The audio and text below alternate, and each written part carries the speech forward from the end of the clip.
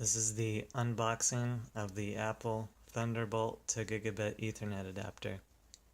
Pretty excited about this. Looks like it's got a Thunderbolt port and a Gigabit Ethernet port. And there's some diagram on here. I think it wants me to plug it into my computer and into a Ethernet cable into some box with dots on it.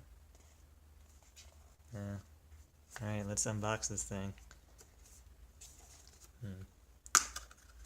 No tape. That's strange. Yeah. Why wouldn't they put tape?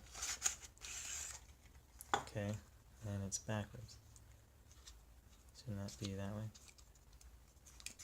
Okay, there's gotta be, is that it? Shouldn't there be something else? Okay, good. I was about to be disappointed. I almost forgot to provide me some paper. I better hold on to these. Might come in handy later. Oh, there's more. Need more paper in here. Yeah, this is gonna be complicated.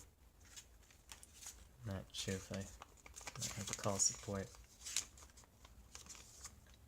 Well,